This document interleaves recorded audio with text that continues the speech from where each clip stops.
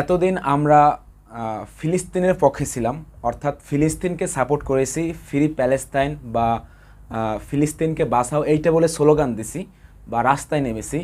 আজকে আমার গর্বের সহিত বলতে হয় বাংলাদেশকে বাঁচাও। ফ্রি প্যালেস্তাইন বাদ দিয়ে ফ্রি বাংলাদেশ লাগাতে হবে আমাদের টি শার্ট বা আমাদের গেঞ্জির লোগোতে।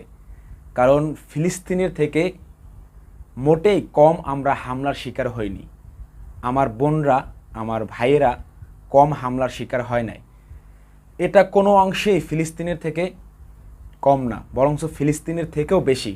কারণ ফিলিস্তিনে তো কাফের মোশরেকরা তাদের উপর হামলা করেছে, কিন্তু আজকে বাংলাদেশে 2 দিন যাবৎ কারা হামলা করেছে? আমার সহপাঠী, আমার পরিচিত ভাই ব্রাদাররা আমাদের উপর হামলা করেছে। বিশেষ করে যাদের সেফটিতে আমরা বেঁচে থাকবো, অর্থাৎ পুলিশ বাহিনী, তারাই আজকে আমাদের উপর হামলা করে